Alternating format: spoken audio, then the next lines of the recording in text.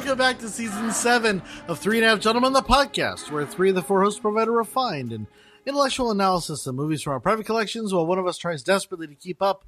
We'll let you decide which host is which, but for now, my name is Sean, and with me, as always, are my fellow swimmers in the bay. I'm not quite sure if that lands, but I'm going to go with it. Jeremiah. Story goes. What's up, yo? She's fucking great on this episode. Eddie? A family that swims together, drowns together. I'm sorry. Was that a question? This episode? Did I miss that? I'm sorry. That's funny as fuck.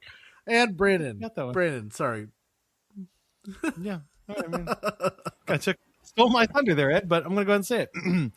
The island has a perimeter. It's called the ocean. Love that one. Yeah, that's interesting.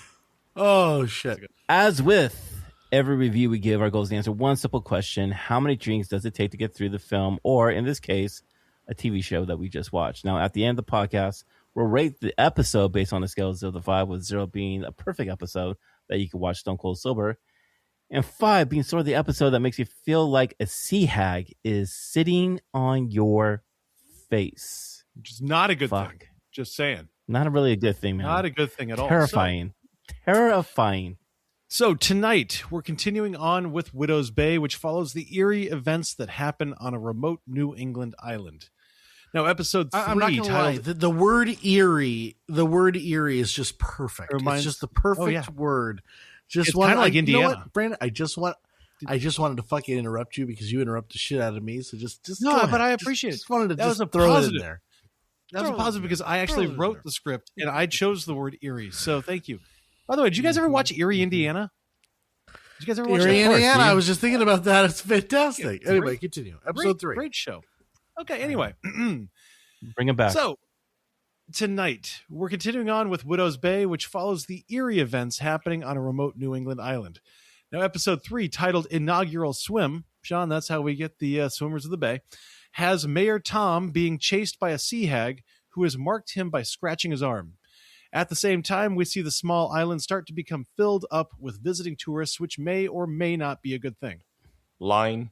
Anyways, please make sure to check out our social media pages, including Instagram, Threads, and TikTok, where you can find out about our past and upcoming episodes, movie posters, trailers, clips, and more. Don't forget our YouTube channel where you can like and subscribe, gentlemen. And let's start with the episode. Let's get into it because, in my opinion, we've had 2 episodes, right? So we've had the clown and the motel episode. We kind of got the introductory fog episode, and we've been wondering what kind of show this is going to be.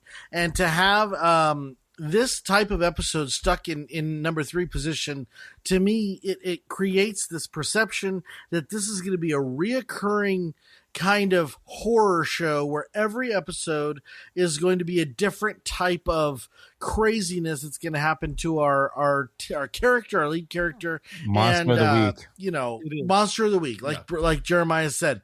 Now we're at this sea hag that basically, I don't want to spoil the episode too soon, but essentially is not just haunting him, but also trying to fall in love with him. And I think this dichotomy is probably the most effective.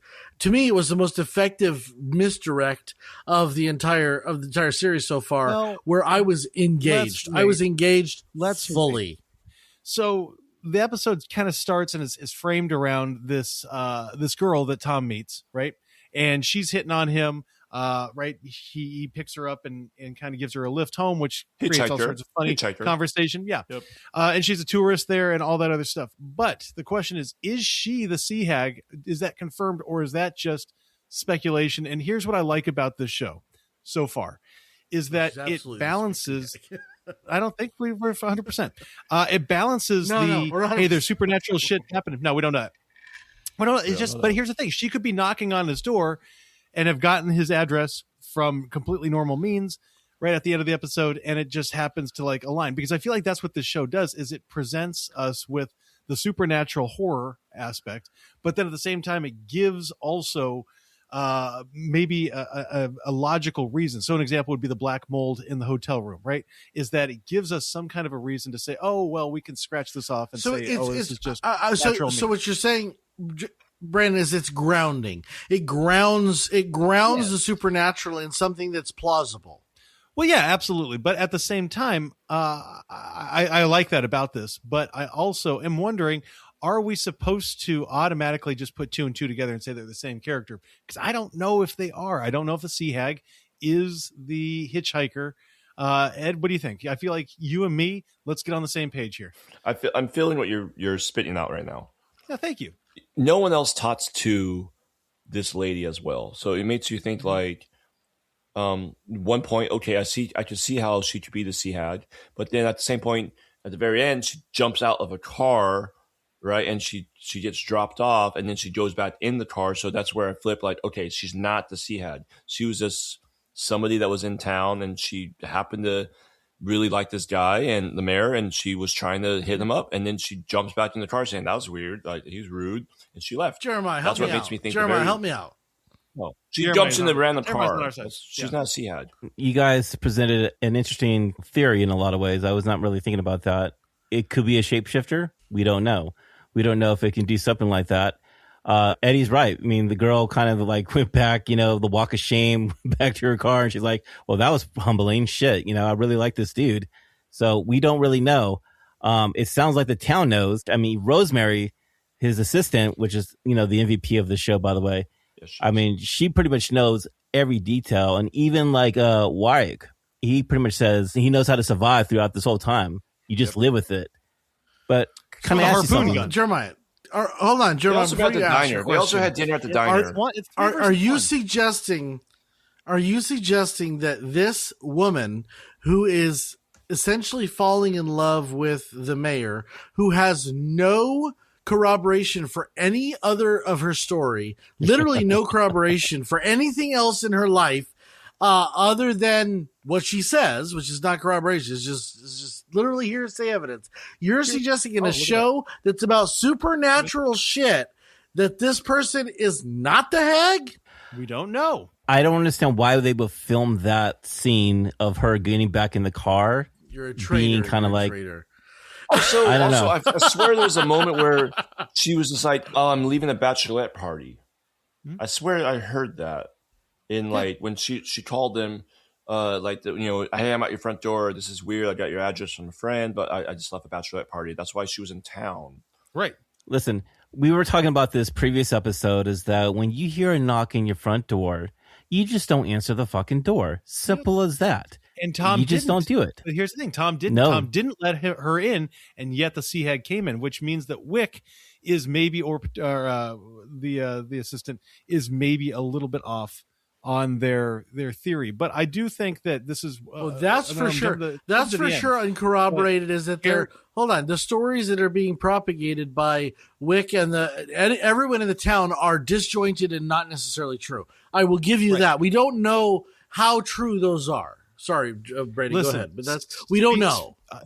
Sean, I think that this is something you should take to heart. Is speak loud and carry a harpoon gun, because that is what Wick does, and it works out pretty well. The moral of this episode is don't stop for strangers. If you have an opportunity, there's no reason for you to stop on the side of the street.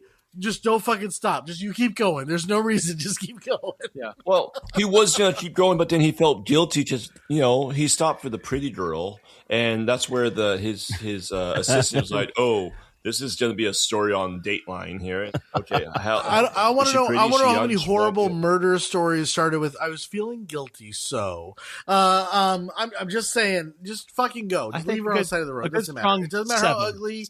Just leave her on the side of the road. There is no reason to stop to see a shadow figure on the road and go, hey, maybe that person might need a little help there. Just fucking drive through. Well, dude. especially if you're living in this town. once again, in this town, I would agree with you, Jeremiah. Like, you've seen a clown in the basement. The fog is fucking with people. People are aging at disproportionate rates according to what they should be aging. There are some problems with the town. When you see a lonely girl on the side of the road, you know what you do? You roll up the window and you keep going. That's what you just keep going. You don't stop. Did the mayor have any idea of the sea hag, or was that like one of the like? Did anyone? No, tell him I don't think. I don't think that was afterward. like a pre. After. Yeah. Yeah. I don't think previous to the scratch. I don't think he knew anything. Yeah, it was a scratch. The person who knew exactly what it was right off the bat was Rosemary. She looked at him like, "Oh, you got visited by the sea hag." Knew exactly what was up and shit. Which dude. basically, So I love how too. does everybody It's in this just town? like, you're gonna die. This town is either cursed or something with witches. Let me Sean, they tell went you to the something. museum. Hold on, I love how he goes right to witches. Jeremiah has never been a show that he's like witches. That's Listen, witches is where it's this makes no sense. When you saw like the presentation in that video for the museum and the guy's talking to the video camera and he goes to the corner of the door Yeah, and he just stands there at the corner door. Tell me that's not something from Blair Witch Project right he there. couldn't get out of the room, so he was just like, "I'm going to stay here until the credits finish." Head down, and he was looking at the corner of the wall forever. Which is Forever. such He an didn't cut amazing- away. Oh yeah, So that made me think Josh. that he's possessed. So I'm thinking this island is possessed by something demonic, and it's That makes controlling. me think we have a lot bad of things. cinematographer. It makes me That's feel like the I saw that, Jeremiah, but it makes me feel like okay, like, and it's just like, okay, is this island? Does the whole island's possessed by something? Well, I we mean- keep coming back to Eddie. To your point, we keep coming back also to the video in the hotel room where we watched the guy walk for fucking like 45 minutes around the lake, and then all of a sudden, like it's somewhere, like Jeremiah said this, I think early on, it's somewhere between Lost and Twin Peaks, and like there's so much just happening. We don't really know what's going on. All we can be sure of in episode 3 is that the shit is supernatural and the hag was disgusting. I just think, I hopefully other people will get on. I know I've been a lone man out, but is anybody else think that this episode was just like gross, like to get sit on by that hag? Like I just don't want to. I don't want to think about how bad that is. I love how Tom was just like, when Wyatt tells Tom, like, yeah, she pretty much sits on your face. And he's like, why the fuck am I here? Like, why? I let you get in my head and shit. It's the most ridiculous fucking sounding thing. But it's all about like these people who work on the boats and these people in the past, they are tempted by the night. And so it's just, that's why it does make sense by the whole thing. Brandon. yes, Didn't you get a fucking Ring vibe in this episode? I did. And one of my favorite parts, and I'm talking about favorite parts cinematically, is the way that it's shot. And I know that we can take this in many different directions, Sean, but the way that's shot, where he's paralyzed on the reclining chair and she just pops up between his legs, but it is so slow and it is so deliberate and it's so, it was so gross deliberate and slow as she crawls. And here's what pisses me off about this episode is it goes silly stupid. I thought when it hits the recliner button and she fucking flies over the top of the recliner. I know it's so funny, supposed dude. to be funny, and it wasn't for me. But I'll tell you, I know I'm jumping around, but one of the funniest scenes I've seen, I think in a long time, TV show or movie, is the conversation about Tom only picking up this one woman because she's attractive, and Patricia's like, well, I've wanted to get picked up, and she's like, yeah, you're fine, you don't need to get picked up. And then it was talking about the old receptionist woman, right? Not Rosemary, but she's like, well, she could be, you could give her a ride home every night, and he's like, do you need a ride home? And she's like, no, I'm fine. It's actually the mornings that I need to be picked up. Like that the humor is finally settling in. But then it'll do the throw the hag over and basically knock this ghost out, which I don't know. Apparently hags feel pain. you have your idea of what a ghost is, right? And it's almost like what your idea is from the movies, from the cinema. Right. This puts it in a different way of thinking of outside of like the typical ghosts. This is almost like a different entity that The hag. it's not a ghost. It's almost like this. It's like it is a person that's some type of a form that it's coming. It's almost it's a siren or something. It's a curse. Yeah. Almost. It's a siren. Yeah. Right. So it's not a regular ghost.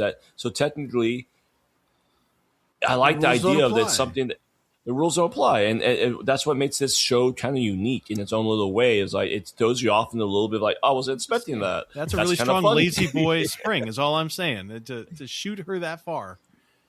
Bro, he had no other options. Okay, he was getting They didn't have she was any on top of options. him. I don't know, you guys don't watch Evil Dead 2, or Army of Darkness, but there's humor in the horror part where you're terrified and something comes out of left field, and that literally comes out of left field. You're like, oh my God, get away. You're so with the part, and she's right behind him, like crawling like this, dude. It is the scariest thing.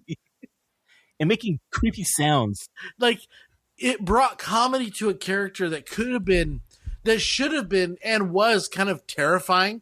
I mean, the idea of that woman sitting on your face is disgusting and terrifying.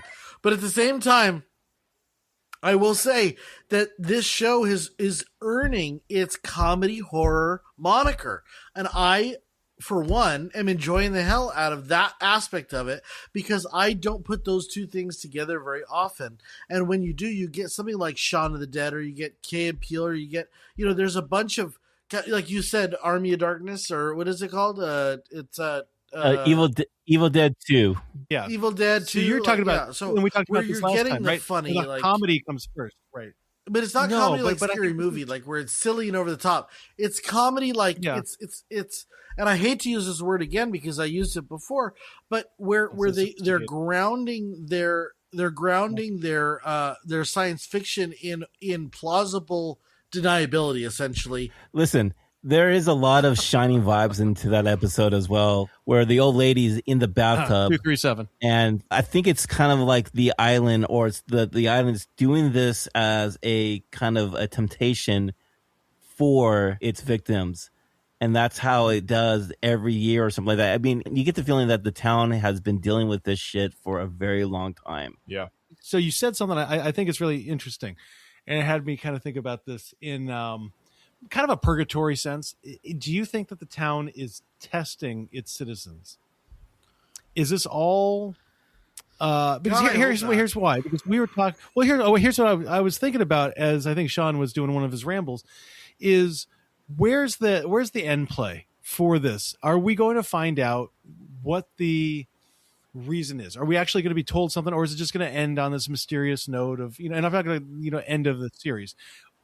So what is one idea, right? One is that it's cursed, it's haunted, and that they're going to have to break the curse, right? Two is that there's, a secret society that is creating all of this, cultish thing, right?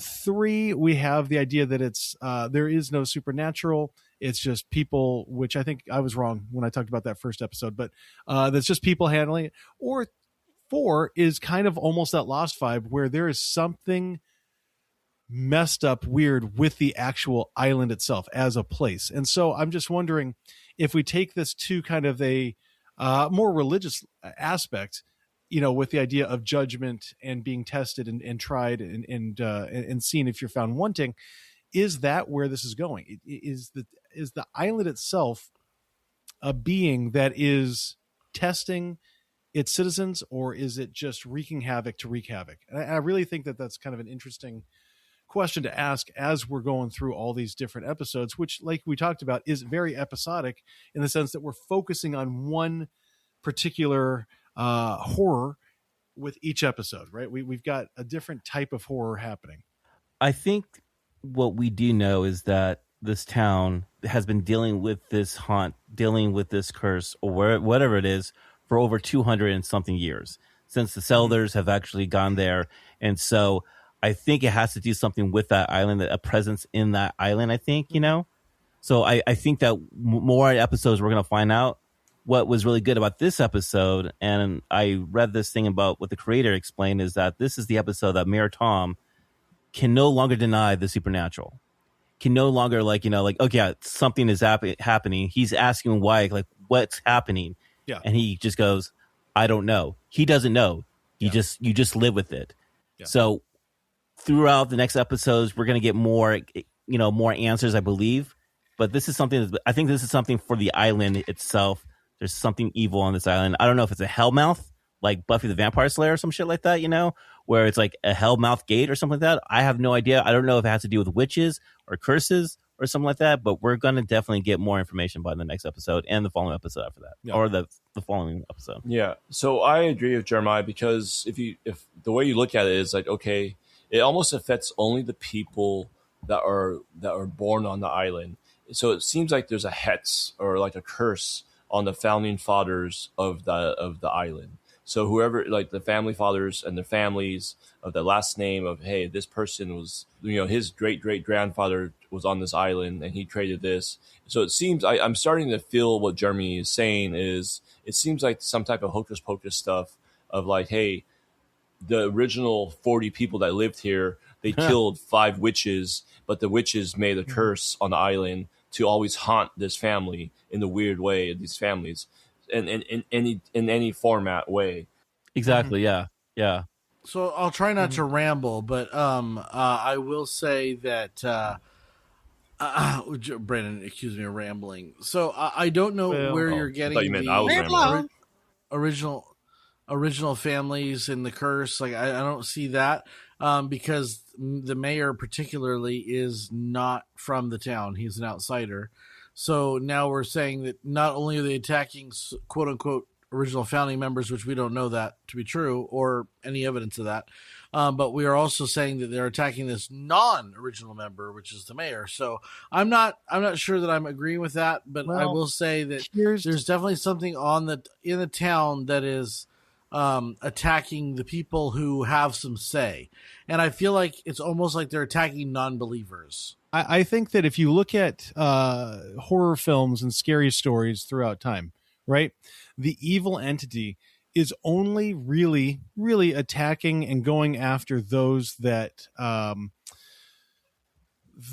people that put into jeopardy the way that things have been, right? That those people who have the ability to change something into something different, right? And Tom is trying to be a catalyst for change, and so the island is waking up and trying to keep it from happening. I think personally that if Tom didn't invite this New York Times writer, if Tom didn't have this desire to create a Martha's Vineyard or a tourist destination, then the town would stay dormant. We wouldn't have any fog. We wouldn't have any hags. But the problem is that, like so many other shows and stories that deal with horror films or horror, especially ghosts, right, is that anything that threatens their existence, right, quote unquote existence, is what they lash out against. And that is exactly what Tom is. I don't think, and I know I'm pulling a Sean and a Jer, right, because I've seen episode 4. And we're talking about episode 4 next time. But up until this point, Tom has really been the only person who has been attacked, right? I mean, I guess we have the fisherman at the beginning. He's been affected. We did have the fisherman at the very, very beginning. But other than that, the townspeople that we know, it's really only been focused on Tom. And why is that? In my opinion, is because Tom is the one directly threatening the way of life on the island. Here's a few things I'm thinking here. One, I think you do get a lot of information about Warren in the family, the leader, the main person of the island, and Tom is that person. He's the mayor. He's the leader of the town, so supposedly say. So I think the curse has to go with that particular role or something like that, and I think that has something to do with his situation on that part. You guys are not incorrect that the entity, whatever is attacking the town or is targeting the mayor. And so for the first 3 episodes, the mayor is specifically the target of this non-belief. Is it non-believers that it's going after? I don't know. Is it trying to stop the influx of tourists? I don't know. I don't know the reasoning, but I do know that definitely the mayor has been the target of the supernatural. And everybody else has just been kind of reacting to it. So that is the one undeniable fact thus far about this show is that this, whatever the entity is, whatever the driving force is attacking the mayor and nobody else. The mayor is the mayor. Tom, is he connected to it? It's gonna come out that he is. I feel like it will. I don't know. Well, I don't know because he's not an insider. He's an outsider. We think he's not an insider. As far as we know, we think. I feel like it's going to be a flip. Correct. No, I figured it out. Is from Town 1. There's a lot of shit. There's a lot of shit, Eddie, that we don't know about his history. Here it is. And Jer, I know that you've seen this movie. I have seen this movie. Eddie, I think you've seen this movie. Sean will never see this movie. Oh, movie. But I think that the answer might be lying in Hereditary, right? So if we look at Hereditary, we're going back to the mother, right? The wife. Here's the deal. There was a really poignant part in this episode that we need to talk about, which is the conversation between Tom and the hitchhiker / bachelorette party / maybe sea hag, where they're talking specifically about Kathy, the dead wife, right? And she died in childbirth. Listen, there is no coincidence, in my opinion, that we have a really underused and pointlessly seeming character in the son for these first 3 episodes, right? The son is there. He's moping around. He's a terrible character. We all hate him, and we're all excited when he's not on screen, right? But I here's know the why thing. he's there. But here's the thing. I think that he is going to be the key because of the wife. I think that Tom's connection to the island is not Tom himself. It's not the fact that Tom's an outsider. It's going to have everything to do with Kathy and Kathy's, I might say it, Jer, she might be a witch. She might be the one that has not brought this presence onto the island, but has maybe been the one taming the presence. And so the island is lashing out against her. I think that the answer is going to lie in her because here's the thing. I don't think in a 35-minute episode or 31-minute episode or whatever that we don't have a Chekhov's gun. I don't like that. We don't have a Chekhov's gun just sitting there, and we have a conversation about it. Not wrong. Very, very poignant, right in the middle. I think that she is going to be the answer. And didn't he have a dream? The answer is yes, he did. It's rhetorical. He had a dream about her right before the hag showed up. Okay, totally different show. Let's talk. Let's stay on topic. Different show. No. The reason I bring that up I want Jeremiah. I want to see what you're talking about Chekhov's gun. Hold on, you're talking about Chekhov's gun. You're talking about laying the groundwork, the foundation for what's going to happen next, and that it's essentially the same show where they're laying the groundwork that the deceased party that you thought was. I understand that we're not talking about that show, Eddie, but it does have a parallel because it's the same fucking plot. So he's referencing it. I'm referencing it. Yeah. So it's where you're using a deceased party to kind of drive the background action, meaning that if she is the impetus for the for anything supernatural, perhaps that we're going to get like flashbacks and we're going to get some meaty dialogue and some meaty character development on her character. I think that would be really interesting. We have yet to see that, but I think that would be very interesting. Jeremiah, did I hit it? Did I hit it out of the park? That's a great kind of idea right there that you got going on, especially that movie, which I'm not a fan of, by the way. I'm not a fan of that movie. It means you're fucking Ron Brandon. That's what it means. No. I'm just trying to like put everything together like that, you know? Like if there's something connected to like the bloodline that of the original settlers of the island or something like that.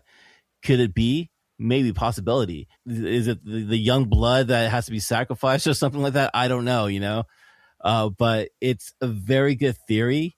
It's something that I hope maybe they're going to explore soon or explore throughout the next couple of episodes. But all I know is that the 3rd episode, it feels like I'm in a water cooler with you guys talking about Lost back in the day or something like that. Like, you know, we're like, what's going on with the island? What's the black smoke type of shit? Yeah. And it feels pretty cool. Like, you're like, what the fuck's going on? But we're all intrigued about what is going on. You know, you've got something happening to one character where the other characters simply don't know what's going on.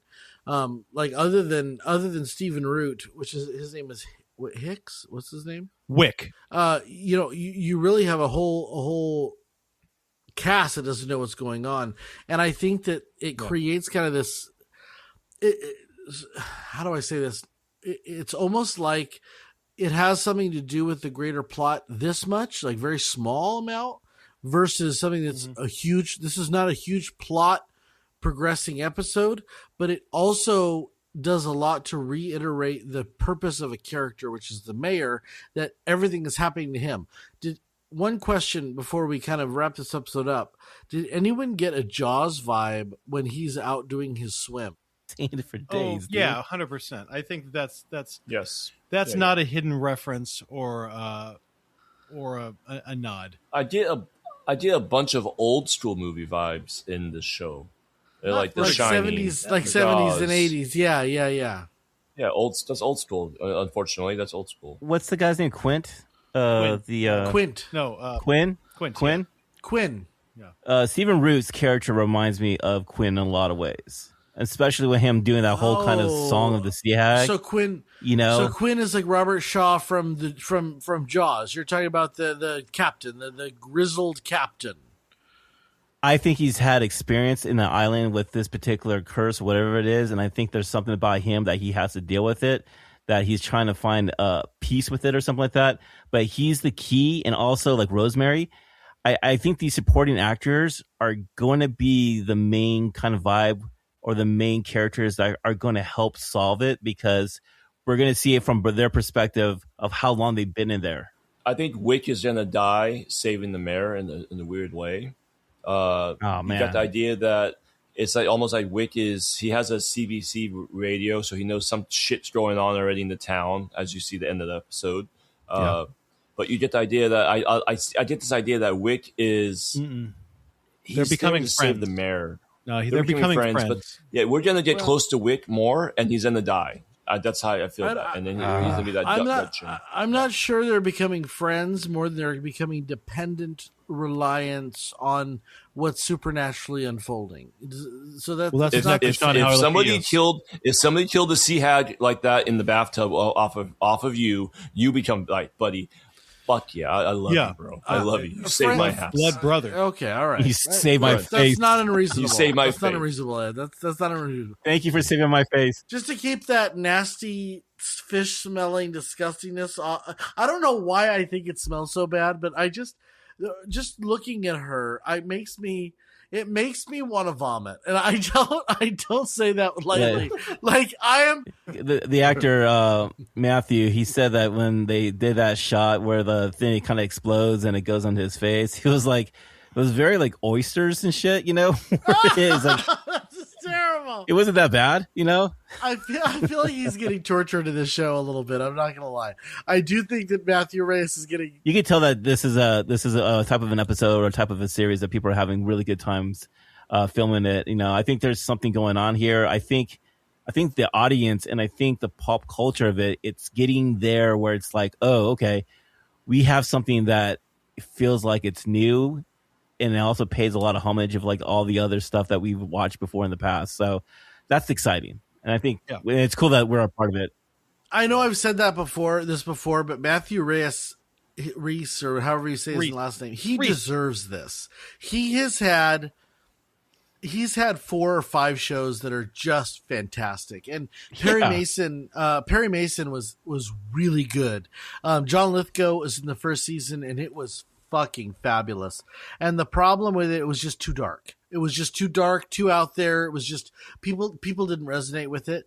This is somewhere between the darkness and the light. It's funny, it's charming, it's also scary and spooky. And I think that he's hitting a home run with it, not only with audiences, but with, like you said, pop culture.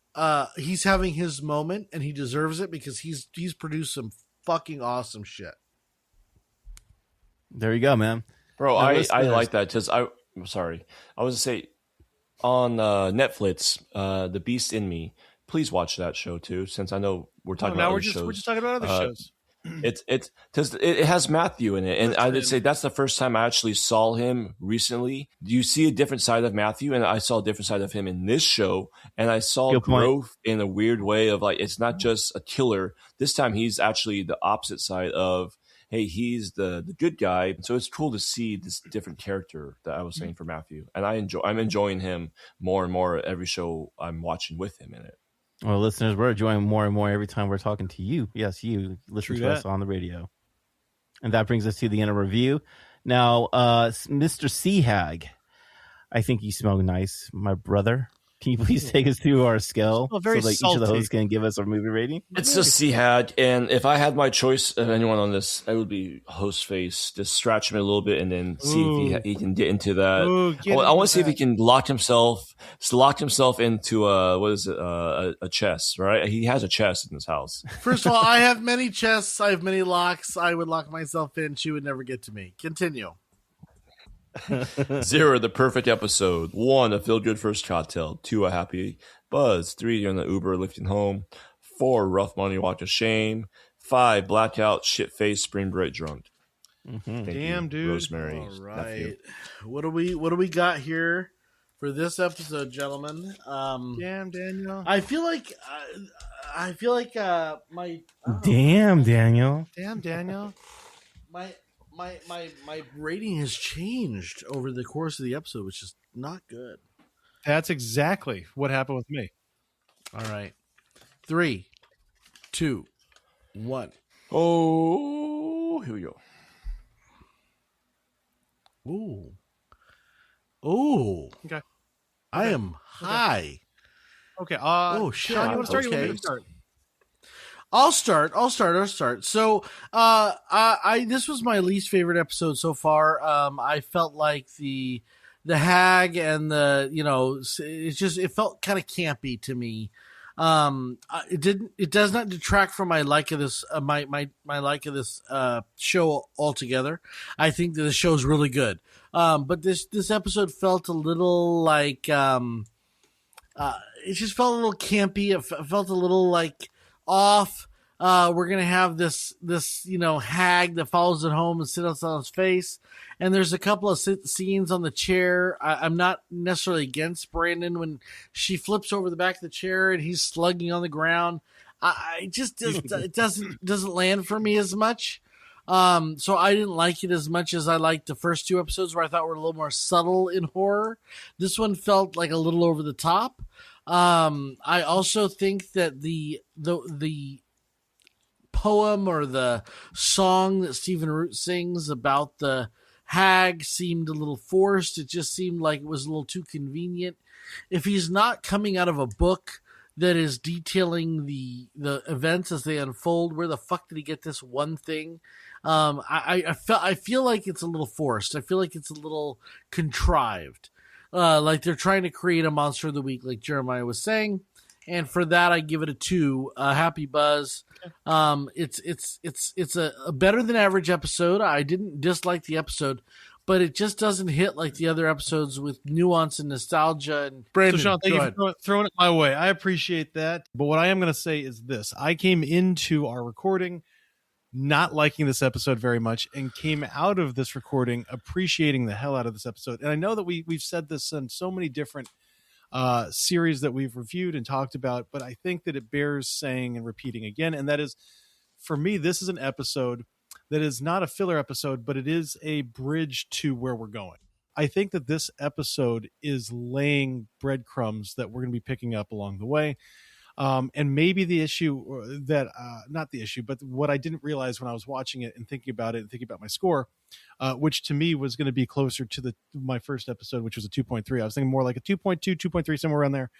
But after talking about it, I think that this is starting to really unlock the scope of this curse or this haunting or whatever we're going to call this thing at this point. I don't think it's a particularly entertaining episode on its own. So, Sean, I absolutely understand what you're saying. But talking about it definitely unlocked a lot of the mystery of what this episode might be trying to get at. And so for that, I'm giving it a 1.81, which is just perpetually lowering my score or hiring my score. I don't even know how we'd really talk about it, but making better my score as we go through each episode. I'm really excited to talk about episode 4. Spoiler alert, I loved episode 4, so I'm looking forward to talking about that. But for episode 3, I'm giving this a 1.81. And Jer, let's go to you. I know that you. No, I'll go next. Oh, Eddie, fine. I want to go Eddie. next. In that case, fuck you, Jeremy. In, just like the sea hag, just jumping it randomly on your face. Jump in with legs wide open, just like a Creed song. Yes. Yes. With legs wide open.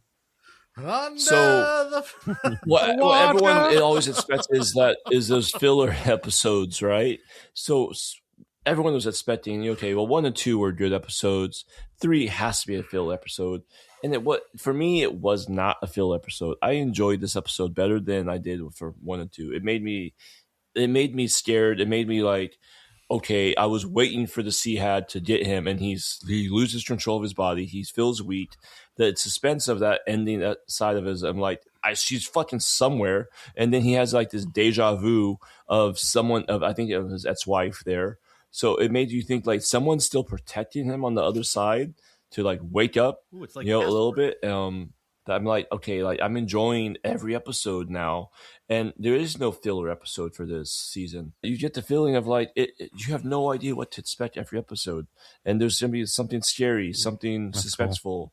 And it's very cool to see. It brought me back to Lost, a little bit of like I was unexpectedly excited for episode 4 because of episode 3, and because of that, I'm giving this a 0.98. This is just below a 1 for me. I'm giving this a 0.98 personally. Nice. Wow. All right, Jeremiah, take us home. Listen, number 3 episode. I thought it was very scary. I was tense the whole time with the sea hag. It literally made me feel uncomfortable, and the word eerie is the right word for it because I felt kind of like grossed out the whole time. Yeah, it really freaked me out, and I don't know. Maybe it's just the folklore of this episode that I'm really about, and I think it's really cool that number 3, it's still hitting it hard, you know. It has like an X-Files vibe to it, the monster of the week. I appreciate that, and it's a part of the bigger story about what the island is all about. Dude, I think this show is something that it's very special in a way that it came out of left field, like it came out of nowhere, where it was like a sleepy little episode, like, hey, we're just gonna release this, and all of a sudden you're just like, what the fuck is this? Hello. I don't think this was a filler episode. I think there was so many clues and information that provided to you about the whole like series of like what we're going to actually experience.